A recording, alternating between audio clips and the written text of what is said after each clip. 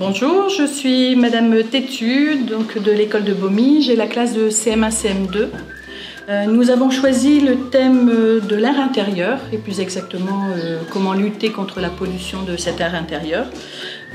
J'ai choisi ce thème dû aux différents confinements que l'on a subis. Je trouvais important justement que les enfants, s'ils restent un peu plus enfermés, qu'ils soient enfermés entre guillemets dans un air plus sain. Donc la première activité que l'on a vécue en classe a été menée par l'association Les Savants Fous avec la professeure Licorne. Elle est intervenue pour expliquer aux enfants la présence de l'air et différentes activités sur les différents composants de l'air. Nous avons ensuite utilisé la mallette L'air malin. Avec celle-ci, nous avons étudié différents points, donc les sources de pollution de l'air intérieur à la maison, comment les éviter ou les diminuer si possible.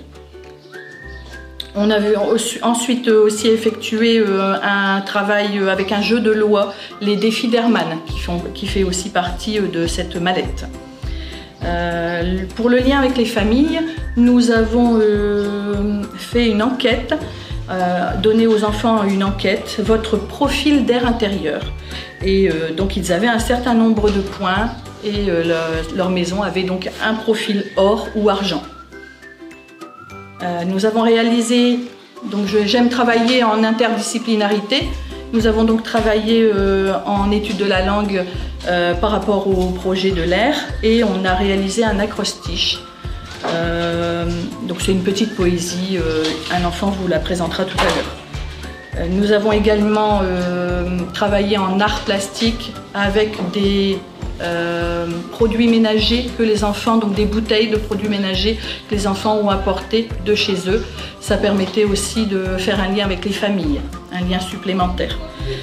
Donc ils ont collecté les produits toxiques et on a réalisé un mot, le mot air, avec ces produits. On a écrit une poésie sur la pollution de l'air intérieur avec chaque lettre du mot pollution. Pour ne pas polluer l'air de la maison, ouvrir régulièrement les fenêtres, laver les peluches, les couettes, pour éliminer les acariens, laisser entrer l'air frais.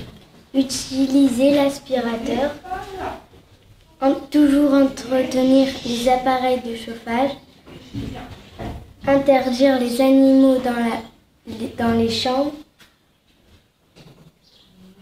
On doit mettre les produits toxiques et ménagers dans une armoire fermée. Ne jamais fumer à l'intérieur de la maison. On a fabriqué des affiches pour donner quelques conseils aux deux autres classes. Nous avons réalisé des affiches avec quelques conseils pour éviter la pollution de l'air dans la maison. Diminuer l'usage des produits toxiques et des aérosols. Bien aérer la maison régulièrement. Utiliser l'aspirateur à la place du balai. Éviter de mettre les animaux dans les chambres. Voici notre production sur le mot air avec des produits ménagers et toxiques qui peuvent polluer l'air intérieur. J'ai appris que c'était très important d'aérer la maison et ne pas mettre les animaux dans les chambres à cause des acariens. Et j'ai aimé le jeu de loi sur l'air. J'ai aimé faire les maquettes avec professeuse Licorne. Et à la maison, j'ai arrêté de voir que les animaux montent dans les chambres. J'ai aimé faire la maquette sur l'air et j'ai évité d'utiliser les bonbons anti-moustiques. J'ai aimé faire les phrases avec chaque lettre du mot pollution et j'ai arrêté d'utiliser trop d'appareils de chauffage. J'ai bien aimé de faire les activités avec les bouteilles toxiques et ménagers et puis aussi faire la poésie avec chaque mot de lettre du mot pollution et aussi la maquette avec la professeuse Licorne.